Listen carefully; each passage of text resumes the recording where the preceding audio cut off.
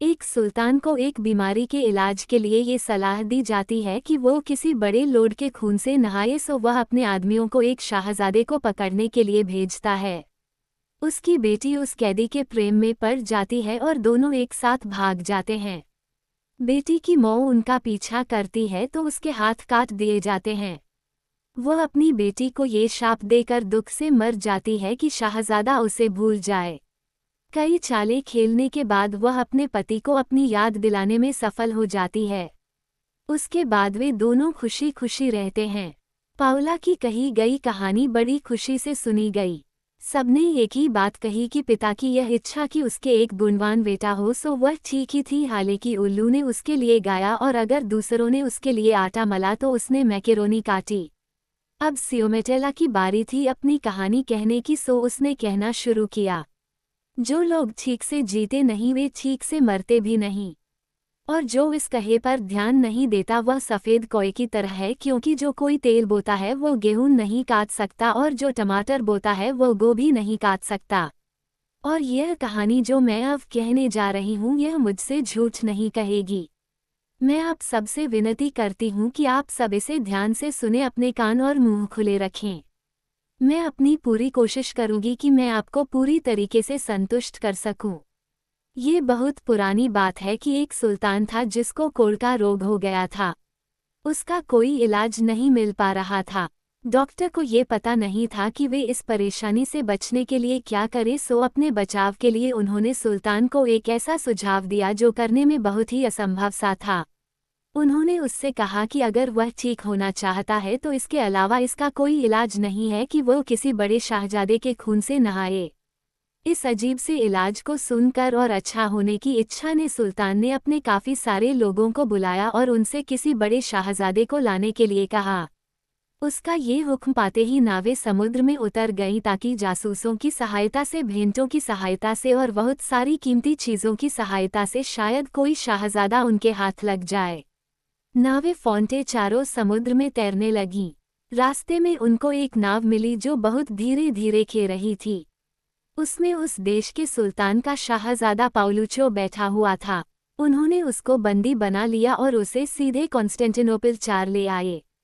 ये सुनकर डॉक्टरों ने इस मामले को और लंबा खींचने के लिए दुखी शाहजादे के ऊपर दया और रहम की वजह से नहीं बल्कि अपने आप को बचाने के लिए, क्योंकि वे जानते थे कि इस इलाज से सुल्तान ठीक तो होगा नहीं और फिर उन्हें इसका बदला चुकाना पड़ेगा, एक और रास्ता अपनाया। उन्होंने सुल्तान को यह विश्वास दिलाया कि शाहजादा अपनी आज़ादी खोने पर बहुत गुस्सा है, इसलिए उसका खून अभी ठीक नहीं है। अगर सुल्तान अभी उसके खून से नहाया तो उससे उसे फ़ायदा पहुंचने की जगह नुकसान हो सकता है। इसलिए इस इलाज को अभी कुछ समय तक के लिए रोक दिया जाए जब तक शाहजादे का दुखी मन खुश न हो जाए। इसके लिए शाहजादे का मन खुश करना भी बहुत जरूरी है। उसको अच्छा खाना खिलाया जाए ताकि उसका खून बढ़िया हो जाए। सुल्तान ने ये सुनकर यह सोचकर कि वो उसे बहुत खुश रखेगा, उसे अपने एक खास बागीचे में भेज दिया जहाँ हमेशा वसंत रहता था। वहाँ हमेशा फव्वारे चलते रहते थे और चिड़ियों के साथ झगड़ते रहते थे कि देखे कौन सबसे धीरे फुसफुसाता है। उसका मन लगाने के लिए सुल्तान ने ये वायदा करते हुए अपनी सुंदर बेटी रोज़ेला को भी वहाँ भेज दिया कि वह उसकी शादी उससे कर देगा। रोज़ेला ने जब उस सुंदर शाहजादे को देखा तो वह उसे अपना दिल दे बैठी। दोनों की इच्छाएं एक थी, सो दोनों एक दूसरे के बंधन में बैठ गए। पर एक समय आया जब विल्लों को आनंद लेने की सूझी। वसंत का मौसम था। शाहजादे का खून अब पहले से अच्छा हो गया था। डॉक्टर लोग अब इस मामले को और ज्यादा नहीं टाल सकते थे। सो सुल्तान को खुश करने के लिए वे अब पाउलुचो को मारने ही वाले थे कि हालांकि रोज़ेला के पिता ने उससे ये सारी बातें छिपा कर रखी हुई थी, पर अपनी माँ की सिखाई हुई जियोमेंसी तरकीब से उसने ये पता कर लिया था कि उसके पिता शाहजादे के साथ क्या करने वाले हैं।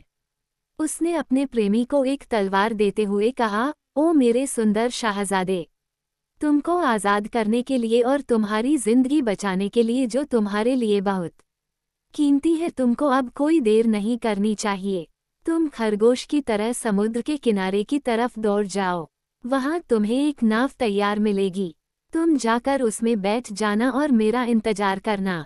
इस जादुई तलवार के असर से तुम सारे नाविकों में राजा की तरह से राज करोगे। पाउलुचो ने जब आज़ाद होने का इतना अच्छा मौका देखा तो रोज़ेला से तलवार ली और समुद्र के किनारे की तरफ भाग लिया। वहां उसको एक नाव मिल गई। वह जाकर नाव में बैठ गया। नाव में जो लोग पहले ही बैठे हुए थे उन्होंने उसका बड़े आदर से स्वागत किया।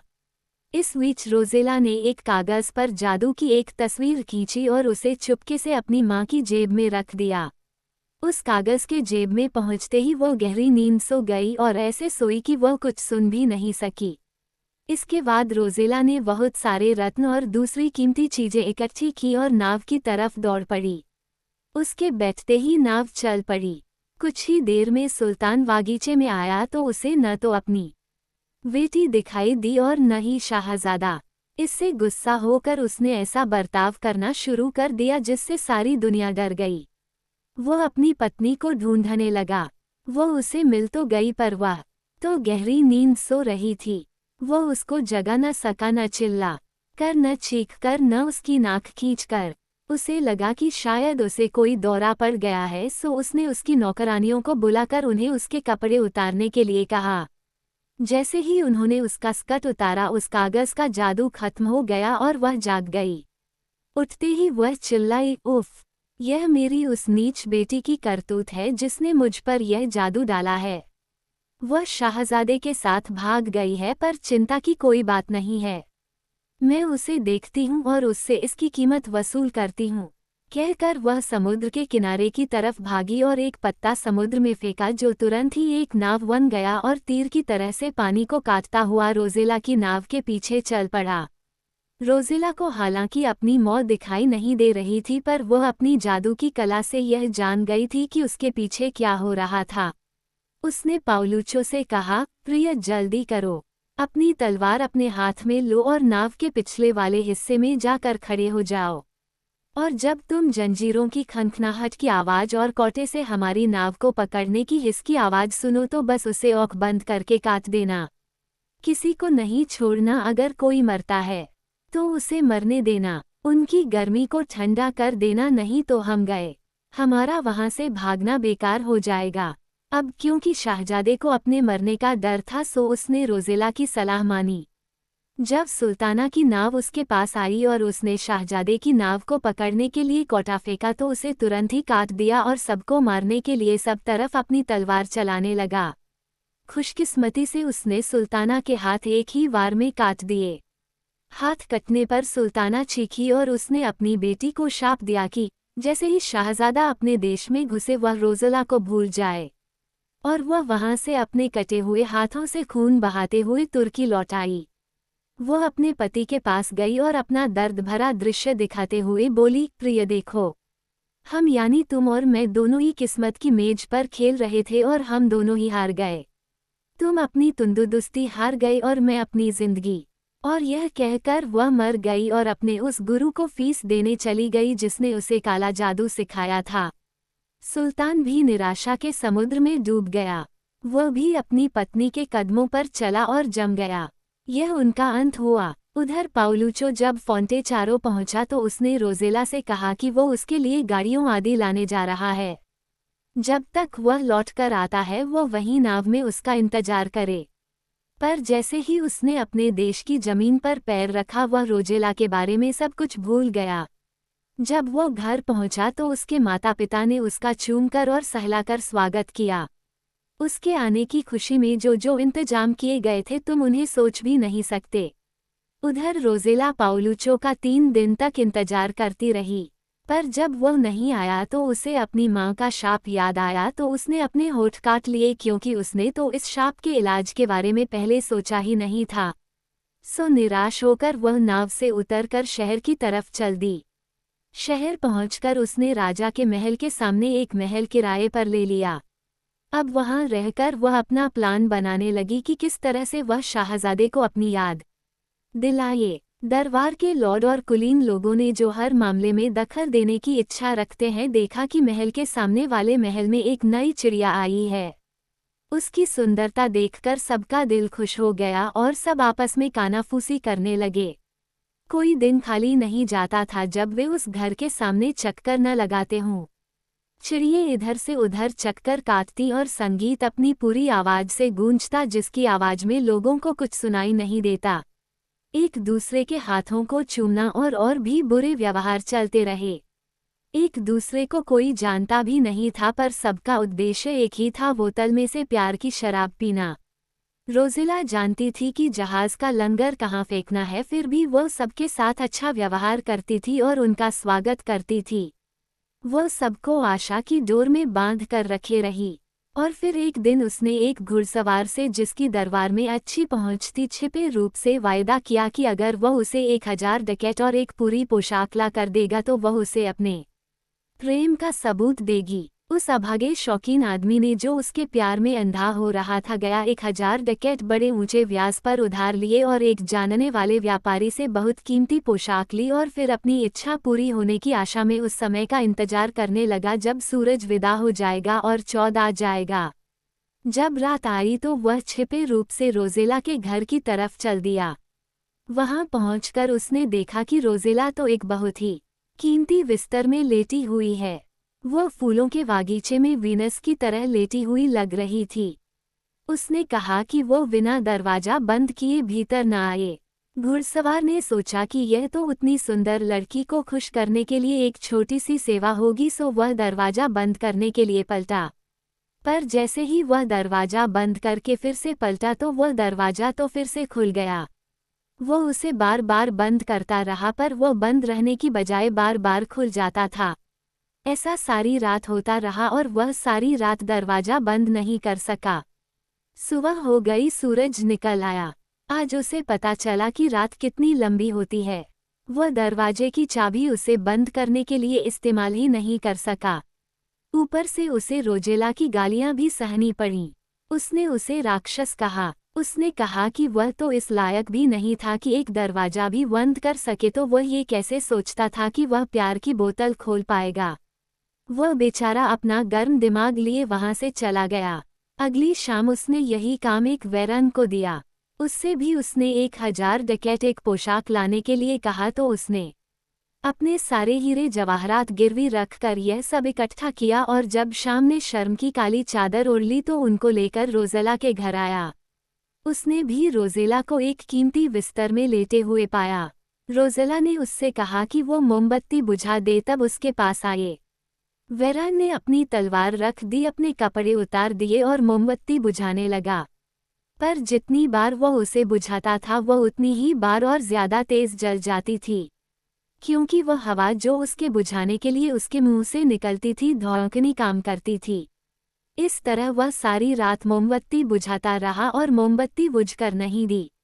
सुबह को उसने उस मोमबत्ती को बहुत गालियां दी, जैसे कि उसके पहले वाले आदमी ने दरवाजे को दी थी, और अपने घर चला गया। जब तीसरी रात आई तो उसका तीसरा प्रेमी आया। वह भी एक ज्यू व्यापारी से ऊंची ब्याज की दर पर 1000 डकैत और एक पोशाक लेकर आया था। बड़ी शांति से सीढ़ियों पर चढ़ते हुए वह रोज़ेला के कमरे में घुसा। रोज़ेला ने कहा, सोऊंगी। कुलीन आदमी बोला, लाऊं मैं तुम्हारे बालों में कंघी कर दूं। कहकर उसने रोज़ेला को अपने सामने बैठ जाने और अपना सिर सीधा रखने के लिए कहा। ये सोचते हुए कि वह न जाने कौन सा खजाना चुरा रहा है, उसने हाथी दांत की कंघी से उसके बाल सुझाने शुरू कर दिए। पर वह उन्हें जितना ज्यादा सुझाने की कोशिश करता था, रोज़ेला के बाल उतने ही उलझते जाते थे। इस तरह उसने उसके बालों को सुलझाते उलझाते सारी रात निकाल दी। अब उसने उसके बालों की हालत कुछ ऐसी कर दी थी कि वे उसके काबू में ही नहीं आ रहे थे। वह बेचारा दीवार से अपना सिर फोड़ता ही रह गया। जैसे ही सूरज निकला और चिड़ियों ने चहचहाना शुरू किया, वह रोज़ेला की डॉट खाकर उसके घर से बाहर निकल आया। लेकिन इस कुलीन आदमी ने एक दिन शहजादे के कमरे में, जहां दूसरे कुलीन लोग अपने अपने दुखड़े रोया करते थे, अपने साथ हुई घटना बताई तो दूसरा बोला, चुप। अगर अफ्रीका रोया तो इटली मुस्कुरा नहीं सकेगा। मैं खुद इस सुई के छेद में से गुजर चुका हूँ, इसलिए तसल्ली रखो, क्योंकि अगर कईयों को एक ही परेशानी है तो ये भी कम से कम आधी खुशी है। इस पर तीसरा बोला, हम सब एक ही कोलतार से लपेटे गए हैं, इसलिए हम सब एक दूसरे से बिना किसी जलन के बात कर सकते हैं। इस नीच लड़की ने हम सबके साथ एक ही तरह से व्यवहार किया है। हमारे बाल उल्टी तरफ सहलाए हैं। पर यह ठीक नहीं है कि हम ये गोली बिना बदला लिए ऐसे ही निगल लें। सो सबने ये तय किया कि वे बादशाह के पास जाएंगे और जाकर उसे बताएंगे कि उनके साथ क्या हुआ था। बादशाह ने उनकी शिकायत सुनकर रोज़ेला को बुलाया और उससे पूछा, यह मेरे दरबारियों को बेवकूफ़ बनाना तुमने कहाँ से सीखा? क्या तुम्हें मालूम नहीं कि मैं तुम्हारा नाम खराब स्त्रियों की लिस्ट में लिख दूंगा? रोज़ेला के ऊपर इस बात का कोई असर नहीं पड़ा। वह बोली, जो कुछ भी मैंने किया है माय लॉर्ड, वह आपके एक दरबारी के मेरे साथ गलत करने के बदले में ही किया है। हालांकि इस दुनिया कोई ऐसी चीज़ नहीं है जो मुझे उस चोट के बदले में दी जा सके। बादशाह ने उससे कहा कि वो बताए कि उसके साथ क्या हुआ है। उसने बादशाह को बिना अपराधी का नाम बताए सारी कहानी बता दी कि उसने शाहजादे के लिए क्या क्या किया, कैसे उसने उसे गुलामी से बाहर निकाला और मौत से बचाया, जादूगरों की पकड़ से छुड़ाया और सुरक्षित रूप से उसे उसके देश लेकर आई, और उसे इस सब का ये बदला मिला। उसने मेरी तरफ पीठ कर ली जो उसके ओहदे के बिल्कुल खिलाफ थी, क्योंकि वह भी एक बहुत ही ऊंचे खानदान की लड़की है और बादशाह की बेटी है। बादशाह ने जैसे ही यह सुना तो उसका उचित आदर सत्कार किया और चबूतरे के नीचे बिठाया। फिर उसने उससे विनती की कि वो उस कृतघ्न का नाम बताए जिसने उसके साथ ऐसा व्यवहार किया है। रोज़ेला ने अपनी उंगली में से एक अंगूठी निकाली और कहा, जिस किसी की उंगली में यह अंगूठी आ जाए वही मेरा अपराधी है। कहकर उसने वह अंगूठी सीधे शहजादे की उंगली की तरफ फेंक दी जो वहीं बैठा हुआ था। उस अंगूठी की खासियत की वजह से शहजादे को सब याद आ गया। उसने अपनी आंखें खोलीं। उसके दिमाग में खून जोर जोर से दौड़ने लगा और रोज़ेला याद आ गई। वो उठा और उसने उठकर रोज़ेला को गले लगा लिया। वो केवल उसे गले लगाकर ही संतुष्ट नहीं था, बल्कि वो उसे बार बार चूमे जा रहा था। बार बार उससे अपने किए की माफ़ी मांगे जा रहा था कि उसने जो उसे तकलीफ पहुंचाई थी उसके लिए वो बहुत शर्मिंदा था और माफ़ी मांगे जा रहा था। रोज़ेला बोली, जो गलतियां अनजाने में होती है उनके लिए माफ़ी मांगने की कोई ज़रूरत नहीं है। मुझे वो वजह मालूम है जिसकी वजह से तुम रोज़ेला को भूल गए। मेरी माँ का दिया हुआ शाप अभी मेरे दिमाग से निकला नहीं है, इसलिए मैं तुम्हें माफ़ करती हूँ, मुझे तुम पर दया आती है। और फिर वह बहुत देर तक बोलती रही। बादशाह ने जब देखा कि उसका बेटा रोज़ेला का कितना ज़्यादा ऋणी था तो उसने कहा कि वह उन दोनों की शादी कर देता है। उसने रोज़ेला को ईसाई बना लिया और दोनों की शादी कर दी। दोनों फिर किसी भी शादीशुदा जोड़े से भी बहुत संतुष्ट रहे।